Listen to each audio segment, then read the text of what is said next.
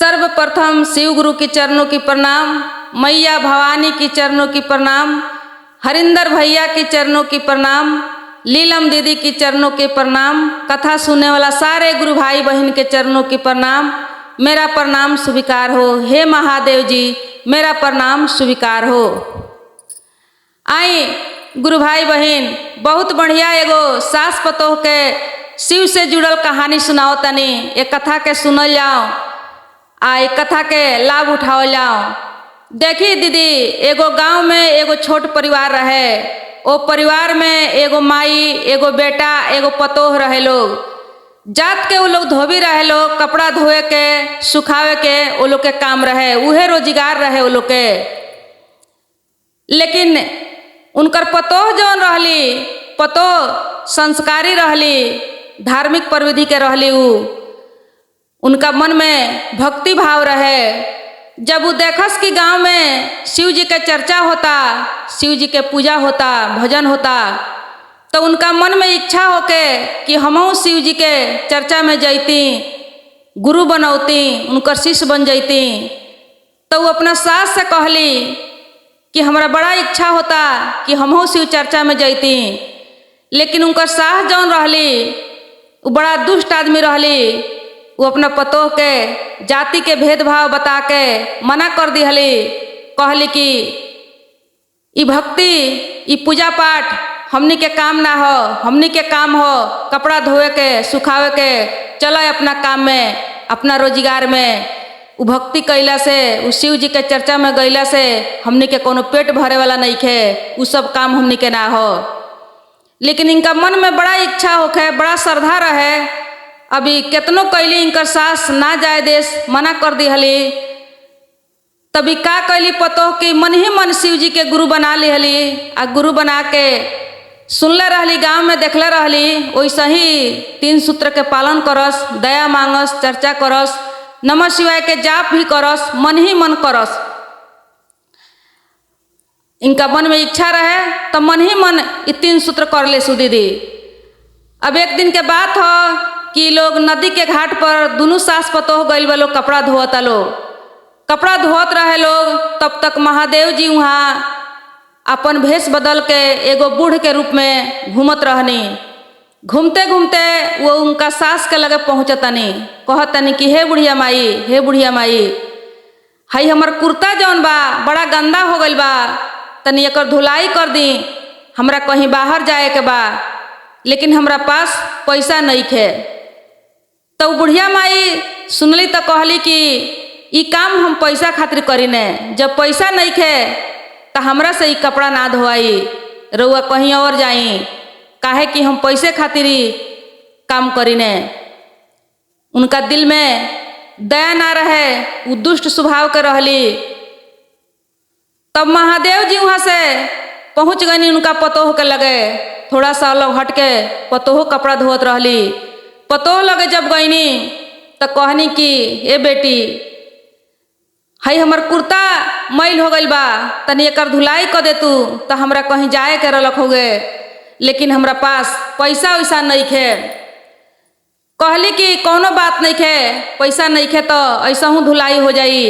अब का कैली कि कुर्ता लेके कुर्ता के धुलाई कर दहली, कह के दे दहली। तो महादेव जी कहनी कि ए बेटी, हमरा पास तो पैसा नहीं खे, लेकिन पैसा के सिवा कुछ दोसर मांगो, कोनो आशीर्वाद मांगो हमरा से, हम दे सकतानी।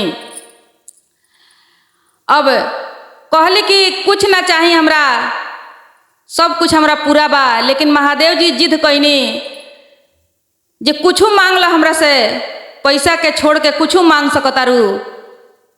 तो कहली उनकर पतोह कि ए बाबा, हम सुनले बानी कि मर गईला के बाद जे जैसन कर्म कैले रहेला वैसने फल मिलेला। वैसन फल ए धरती पर भोग के ओकरा बाद में जाए के बेरे में जे जैसन कैले रहेला वैसने ओकरा राह मिलेला।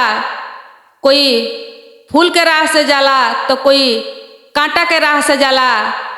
लेकिन ई सच बा या झूठ बा, यह जाने के हम चाहतानी। हमरा के कोनो आशीर्वाद या मंत्र दे दी कि जौना से हम केहू मर जाए तो देखी कि कैसे जाता लोग। अब महादेव जी एगो मंत्र दे देहनी आ कहनी कि मंत्र के प्रयोग से केहू मरी तो तू देख लेबू कि के कौना राह से जाता, के कौन कर्म कैले बा। लेकिन ये मंत्र कोई से बतावे के ना हुई, जौन दिन बता देबू वही दिन तू पत्थर हो जाइबू। महादेव जी कह के चल गईनी। अब ये अपना घरे आई लोग, ऐसा ही ये लोग के दिन बीतत रहे। कुछ दिन के बाद इनकर सास के मृत्यु हो गई। इनकर सास के मृत्यु हो गई। अब जब सास के मृत्यु हो गई तो ये वही मंत्र के प्रयोग कैली।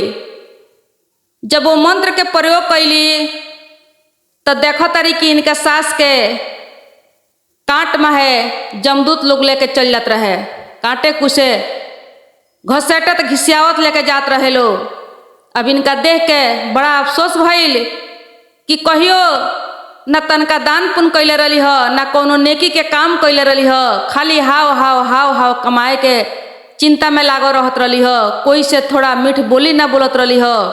अब जैसन कैले बड़ी वैसन पावस। आ उनकर बेटा जौन बाड़न उ बड़ा बिलाप कक के रोस आ देखस कि हमर पत्नी तनको नहीं रोत हमरा माई खातिर। अब ऐसा ही कह के कहले कि हम पूछम कि हमर माई मर गई है तो तू काहे ना रोलू हो। लेकिन अभी उनकर दाह संस्कार सब बीत जाए तब। अब उनकर दाह संस्कार सब बीत बात गईल। अभी सोचत रहलन कि अब इनका से हम कैसे पूछी, लेकिन पूछबे करेम। तब तक गांव में एगो ब्राह्मण के मृत्यु हो गईल। ब्राह्मण के जब मृत्यु हो गईल तो ये दोनों जने गईल बा लोग देखे। जब गईल लोग देखे तब फिर ओइजा उनकर पत्नी अपना मंत्र के प्रयोग कैली। जब मंत्र के प्रयोग कैली तो देखली कि ब्राह्मण फूल के राह में जात रहलन। उनका के जमदूत लोग फूल के राह से लेके जात रहे लोग। अब वो देखली तो उनका बड़ा रोआई आइल। उ लगली रोए, कहली कि बढ़िया कर्म कैले रहन तो बढ़िया परिणाम उनका मिलल बा, रास्ता अच्छा मिलल बा। अब वो लगली दीदी रोए। जब वो रोए लगली तो उनकर पति देखलन तो उनका बड़ा गुस्सा आइल कि बताओ हमर माई मर रही ह तो इनका तनको रोआई नहीं आइल। इ तनको देर खातिर ना रोली। हाई गैर आदमी मरल बा तो इनका काहे रोआई आवता। चलो घरे हम बताओ तनी। अब दोनों जने घरे आई लोग। जब घरे आई लोग तो उनकर पति कहले कि सुनो हमर माई मर रहली तो तहरा तनको रोआई ना आइल, कहियो ना रोलू हमरा माई के याद में। आ गैर आदमी मर रहल तो तू काहे रोत रहलू हो, हमरा के बताओ। तो कहली कि कुछ ना ऐसा ही रोआई आ गई हो। तो कहले कि हमर माई मोली तो तहरा रोआई ना आइल, आ मर रहे तो तहरा रोआई आ गई खो। काहे रोआई आइल खो ये हमरा के बतावे के पड़ी। अब बड़ा जिद कैले तो कहली कि देखी उ शिव जी के भक्त रहन, हमहू एगो शिव जी के भक्त हई, वही से हमरा रोआई आइल खो। लेकिन ये बात से उनकर पति ना मानलन, बहुत जिद कैलन। कहली कि देखी जिद मत करी, ये पूछे वाला सवाल नहीं खे। कहले कि ना ये हम जान के रहम कि हमरा माई के मुअला पर तहरा काहे ना रोआई आइल, आ गैर आदमी मरल तो तू काहे रोलू।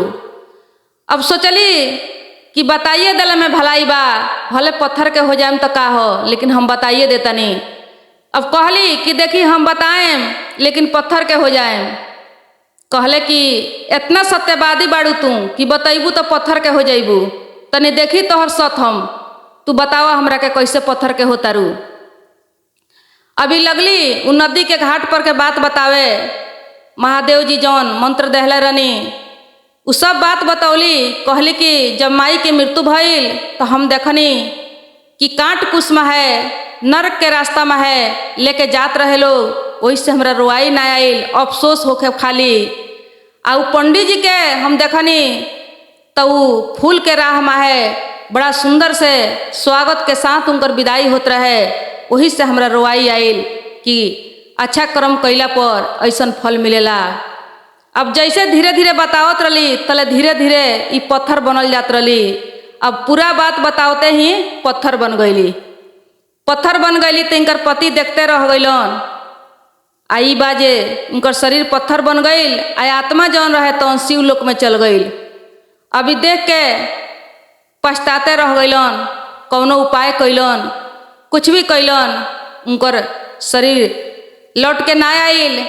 तो देखी गुरु भाई गुरु बहन, सबसे पहिलका बात बा कि जाति के भेदभाव से भक्ति ना होला, चाहे जात कौनो होखो, लेकिन मन में यदि श्रद्धा बा, प्रेम बा, तब भक्ति हो सकता। शिव जी के गुरु बना सकल जाता।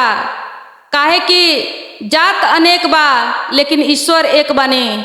कहीं भी कोनो संसार में ईश्वर एक एक बानी। धर्म अलग अलग बा, अलग अलग जाति से, अलग अलग धर्म के हिसाब से सभे अपना धर्म के पालन करेला। लेकिन कौनो जात होके तो ईश्वर के मान सकता, शिव के मान सकता, कौनो भगवान के मान सकता। दूसर का बात बा कि कभी भी अगर पत्नी चाहे पति संस्कारी बा, धार्मिक प्रविधि के बा, तो ओकरा ऊपर शंका आ शिकायत ना करे के चाही, ओकरा पर विश्वास रखे के चाही। विश्वास पर ही दुनिया कायम बा। ताई गुरु भाई बहन, आज के कथा इतना ही। हर हर महादेव।